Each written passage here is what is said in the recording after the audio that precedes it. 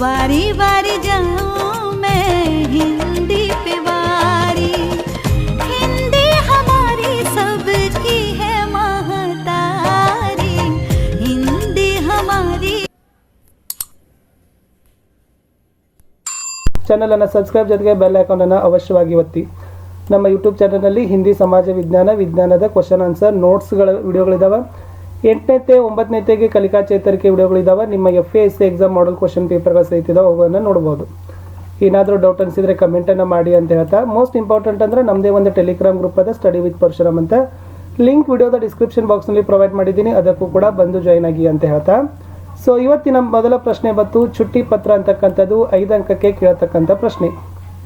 ವಿದ್ಯಾರ್ಥಿಗಳೇ, ಈ ಚುಟ್ಟಿ ಪತ್ರದಲ್ಲಿ ಪ್ರಾರೂಪವನ್ನು, ನಮೂನೆಗಳನ್ನು, ಫಾರ್ಮೆಟ್ಗಳನ್ನು ತಿಳಿದುಕೊಳ್ಳಲೇಬೇಕು. ಫಸ್ಟ್ ಈ ಕಡೆ ದಿನಾಂಕ ಹಾಕಲೇಬೇಕು ವಿದ್ಯಾರ್ಥಿಗಳೇ. ಓಕೆ, ನೆಕ್ಸ್ಟ್ ಈ ಕಡೆ ಪ್ರೇಷಕ್ ಬರ್ತದ. ಪ್ರೇಷಕ್ ಆದ ನಂತರ ಸೇವಾಮೆ ಬರಿಬೇಕು. ಸೇವಾಮೆ ಆದ ನಂತರ ಆದರಣೀಯ ಮಹೋದಯ ವಿಷಯ ಬರಿಬೇಕು.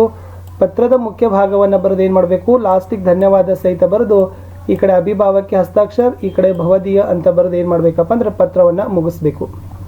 ಸೊ ಸ್ವಲ್ಪ ವಿಡಿಯೋಗಳನ್ನು ಪಾಸ್ ಮಾಡಿ ಇದನ್ನು ಬರೆದುಕೊಳ್ಳಿಕ್ಕೆ ಪ್ರಯತ್ನವನ್ನು ಮಾಡಿ. ಇದು 3 दिन की छुट्टी हेतु ಪ್ರಧಾನ ಅಧ್ಯಾಪಕೋ ಪತ್ರ ಹೇ.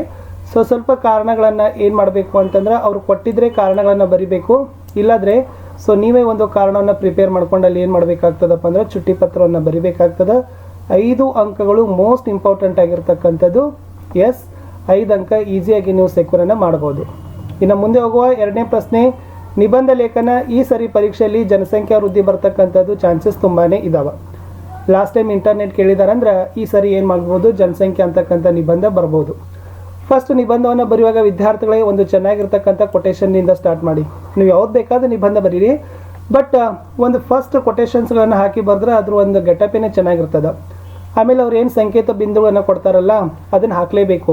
ಅಲ್ಲಿ ಪ್ರಸ್ತಾವನೆ ಇದ್ದರೆ ಪ್ರಸ್ತಾವನೆ ಬರೀರಿ, ಕಾರಣಗಳಿದ್ರೆ ಕಾರಣ, ಪರಿಣಾಮ ಇದ್ದರೆ ಪರಿಣಾಮ, ಉಪಚಾರ ಇದ್ದರೆ ಉಪಚಾರ, ಸಮಾರೋಪ ಇತ್ತಂದರೆ ಸಮಾರೋಪ ಅಥವಾ ಉಪಸಂಹಾರ ಅಂತ.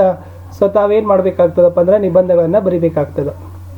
ನಿಬಂಧಗಳಲ್ಲಿ ಇವೆಲ್ಲ ಕೊಟ್ಟಿರ್ತಕ್ಕಂಥ ಅಂಶಗಳಿಗೆ 1 ಮಾರ್ಕ್ಸ್ ಇರ್ತದೆ, ಭಾಷಾ ಬಳಕೆಗೆ 1 ಮಾರ್ಕ್ಸ್ ಇರ್ತದೆ, ವಿಷಯದ ಬೆಳವಣಿಗೆಗೆ 2 ಮಾರ್ಕ್ಸ್ ಇರ್ತವೆ. ಸೊ ಟೋಟಲಿ 4 ಮಾರ್ಕ್ಸ್ಗಳನ್ನು 15ರಿಂದ 20 ಸಾಲುಗಳಲ್ಲಿ, ಅಂದರೆ ನಿಮ್ಮ ಆನ್ಸರ್ ಬುಕ್ಲೆಟ್ ಇರ್ತದಲ್ಲ ಅದ್ರದ್ದು ಒಂದು ಆನ್ಸರ್ ಪ್ಲೇಟ್ 1 ಪೇಜ್ ಬರೆದ್ರೆ ಸಾಕು, ಭಾಳಷ್ಟು ಬರೀತಕ್ಕಂಥದ್ದೇನು ಅವಶ್ಯಕತೆ ಇಲ್ಲ. ವಾಕ್ಯಗಳ ಸರಳ ಇರಬೇಕು, ಅರ್ಥಗರ್ಭಿತ ಇರಬೇಕು. ಆಮೇಲೆ ನಿಬಂಧದಲ್ಲಿರ್ತಕ್ಕಂಥ ಮೇನ್ ಆಗಿರ್ತಕ್ಕಂಥ full stop, inverted comma, underline, paragraph ಮಾಡ್ತಕ್ಕಂಥದ್ದು. ಓಕೆ, ಆ ಇರ್ತಕ್ಕಂಥ ಕಂಟೆಂಟನ್ನು ಮೇನ್ಲಿ ಆಗಿ ಅಲ್ಲಿ ಹೈಲೈಟ್ ಆಗಬೇಕು. ಆವಾಗ ಮಾತ್ರ ನಿಮಗೆ ಏನು ಮಾಡ್ತಾರಪ್ಪ ಅಂದ್ರೆ 4 ಅಂಕಗಳನ್ನು ಕೊಡ್ತಾರೆ. ಇನ್ನೊಂದು ನಿಬಂಧವನ್ನು ನಾವು ನಿಮ್ಗೆ ಹೇಳ್ತಾ ಇದ್ದೀವಿ, ಅದು ಪಠ್ಯಾಧಾರಿತ ಕರ್ನಾಟಕಕ್ಕೆ ಮಹಾನತಾ ಅಂತಕ್ಕಂಥ ನಿಬಂಧ ಕೂಡ ಬರ್ಬೋದು. ಯಾಕಂದ್ರೆ ಪಠ್ಯ ಪುಸ್ತಕದಲ್ಲಿ 2 ಪಾಠಗಳು ನಿಬಂಧ ವಿಧದಲ್ಲಿದ್ದಾವ, ಒಂದು ಇಂಟರ್ನೆಟ್, ಇನ್ನೊಂದು ಕರ್ನಾಟಕ ಸಂಪದ. ಬಟ್ ಇಂಟರ್ನೆಟ್ ಲಾಸ್ಟ್ ಟೈಮ್ ಕೇಳಿದಾರೆ ಅಂತಂದ್ರೆ ಈ ಸರಿ ಬರ್ತಕ್ಕಂಥ ಚಾನ್ಸಸ್ ಕಡಿಮೆ ಅದ. ಸೊ ಅದಕ್ಕಾಗಿ ನೀವು ಕರ್ನಾಟಕ ಸಂಪದ ಪಾಠದಲ್ಲಿ ಕೂಡ ಪ್ರಸ್ತಾವನಾ ಬಗ್ಗೆ ಒಂದು 2-3 ಸಾಲು, ಓಕೆ, ಆಮೇಲೆ ಪ್ರಾಕೃತಿಕ ಸೌಂದರ್ಯ ಬಗ್ಗೆ ಒಂದು 5 ಸಾಲು, ವಾಸ್ತುಕಲಾ ಬಗ್ಗೆ 5, ಸಾಹಿತ್ಯದ ಬಗ್ಗೆ 5, ಉಪಸಂಹಾರ ಬಗ್ಗೆ ಒಂದು 3 ಸಾಲುಗಳನ್ನು ನೀವೇನು ಮಾಡಬೇಕು, ಪ್ರಿಪ್ರೇಷನನ್ನು ಮಾಡಲೇಬೇಕು. ನೆಕ್ಸ್ಟ್ ವಿಡಿಯೋದಲ್ಲಿ ನಾವು ಈ ನಿಬಂಧವನ್ನು ಲೈನಪ್ಪನ್ನು ಮಾಡ್ತೀವಿ. ಯಾಕಂದ್ರೆ ಇದು ಕೂಡ ಮೋಸ್ಟ್ ಇಂಪಾರ್ಟೆಂಟ್ ಮತ್ತು ಅತಿ ಸರಳವಾಗಿರ್ತಕ್ಕಂಥ ನಿಬಂಧದ. ಇದೇ ನಿಬಂಧ ಅಷ್ಟು ಬಹಳ ಕಠಿಣವಾಗಿರ್ತಕ್ಕಂಥದ್ದು ಅಲ್ಲ. ಸೊ कर्नाटक हमारी क्या है, कर्नाटक हमारा राज्य है. सो कर्नाटक में कन्नड़ भाषा बोली जाती है. कर्नाटक की आबादी लगभग 6 करोड़ से ऊपर है.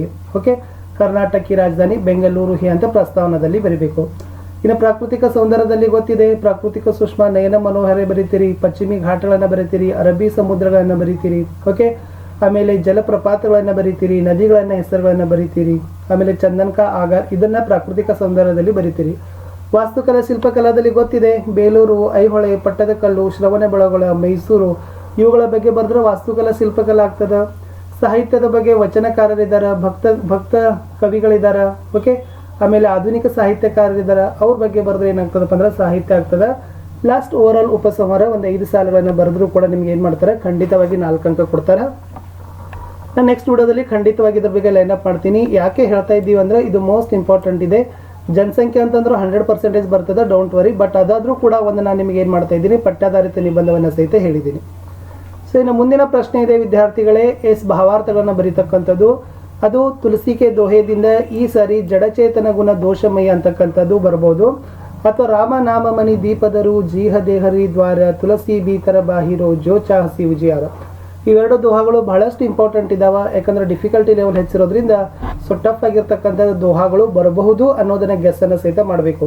ಯಾಕಂದ್ರೆ ಮುಖ್ಯ ಆಗಿರ್ಬೋದು, ಆಮೇಲೆ ದಯಾಧರ್ಮಕ ಮೂಲಹೆ, ಇವೆಲ್ಲ ಬಹಳಷ್ಟು ರೀತಿಯಾಗಿರ್ತಕ್ಕಂಥ ಸರಳವಾಗಿರ್ತಕ್ಕಂಥ ದೋಹಾಗಳಿದಾವೆ.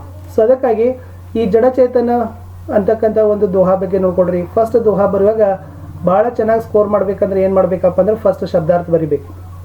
ಆಮೇಲೆ प्रस्तुत दोहे गोस्वामी तुलसीदास के द्वारा लिखित तुलसी के दोहे से लिया गया है.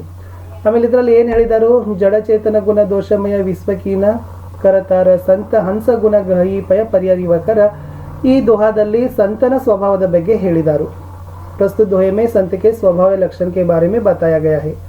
ಸೊ ಅಂಥೇಳಿ ಸೊ ಈ ತನ್ನಾಗಿರ್ತಕ್ಕಂಥ ದೋಹಾದಲ್ಲಿ ಸಾರಾಂಶಗಳನ್ನು ಬರೆದಿದ್ದೆ. ಆದ್ರೆ ಸೊ ಇದಕ್ಕೂ ನಿಮ್ಗೆ ಎಷ್ಟು ಕೊಡ್ತಾರಪ್ಪ ಅಂದ್ರೆ 3 ಮಾರ್ಕ್ಸ್ ಕೊಡ್ತಾರೆ.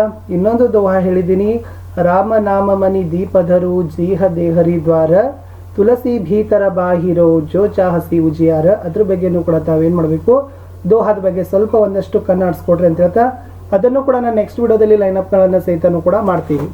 ಸೊ ಇಷ್ಟು. ಸೊ ನಿಮಗೆ ಈ ಒಂದು ವಿಡಿಯೋದಲ್ಲಿ ನಾನು ಚುಟ್ಟಿ ಪತ್ರ ಹೇಳಿದ್ದೀನಿ, ನಿಬಂಧ ಹೇಳಿದ್ದೀನಿ, ಆಮೇಲೆ ದೋಹಾಕ ಭಾವಾರ್ಥನ ಸಹಿತನೂ ಕೂಡ ಹೇಳಿದ್ದೀನಿ.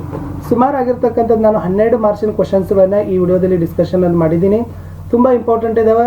ಲೈಕ್ ಶೇರ್ ಸಬ್ಸ್ಕ್ರೈಬ್ ಮಾಡೋಕ್ಕೆ ಮರಿಬೇಡ್ರಿ. ಮತ್ತೆ ಸಿಗ್ತೀನಿ ಸಮಾಜ ವಿಜ್ಞಾನದ ವಿಡಿಯೋದಲ್ಲಿ. ಬಾಯ್.